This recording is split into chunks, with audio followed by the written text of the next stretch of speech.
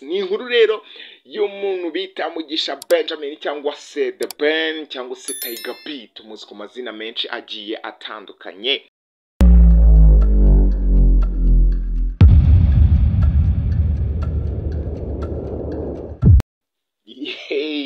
Yeah. Welcome my people, it's a boy Junior aka publisher, creator, motivator, Mr. Boom. You know that I love you from beginning to the end. Now, this is a true story, man. This is a hit story. This is a right-hand story. This is a story. This is a bonfire story. My guys, ni ibintu bitoroshye cyane rero.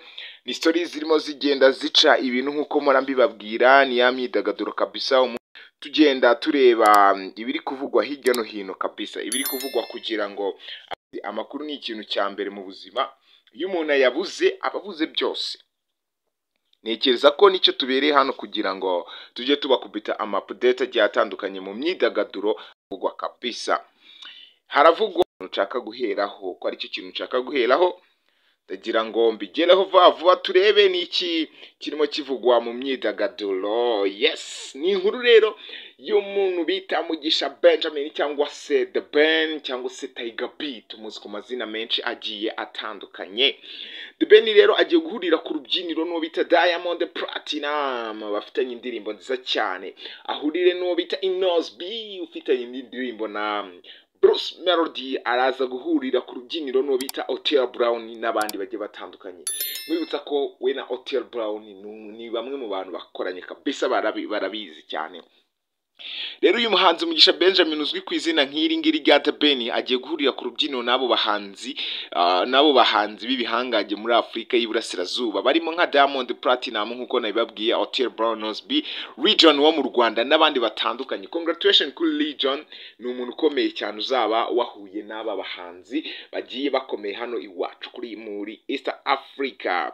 Diamond Platinum wo muri Tanzania, Otile Brown wo muri Kenya ndetse na The Ben wo mu Rwanda, Region Mike wo muri Ethiopia, wo bita Inosby wo muri Congo cyangwa se Joshua Baraka n'abandi bagiye batandukanye.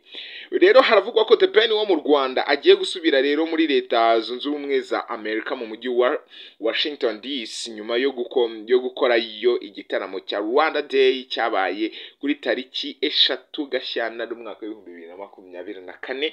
Biri kuvugwa ko byanga bikunda uyu muhanzi ari buze gukata rero asubira muri Washington DC, ariko ntituramenya impamvu. The Ben kandi agiye guhurira ku rubyiniro na Diamond Platinum bakoranye indirimbo nka Why, ngira ngo murayizi. Otile Brown bakoranye indirimbo zirenze imwe, harimo iyo bita Korokoro ndetse na Can't Get Enough, ngira ngo murayizi cyane. Abantu bafana b'abahanzi muzi izi ndirimbo ko bazikoranye kandi zabaye hit ikomeye cyane. Iri serukamuco kandi rizagaragaramo umuhanzi Joshua Baraka wo mu gihugu cya Uganda wakunzwe mu ndirimbo ye murayizi Nana. Abantu mutazi Joshua Baraka ntago mujya mwumva umuziki bitewe nuko iyi ndirimbo Nana ni imwe mu ndirimbo zakunzwe cyane n'abatari bakeya hirya no hino mu gihugu cya Afrika. Iki gihanganye rero Diamond mukizi mu ndirimbo nyinshi zigiye zitandukanye rero zagiye zitwika, uretse na hani wacu ndetse no ku mugabane wa Amerika baramwubaha. Igihanganye gikomeye cyane rero muri muzika. Iri serukamuco rizaba rimeze neza kuko rizaba ririmo abahanzi bahagije kabisa.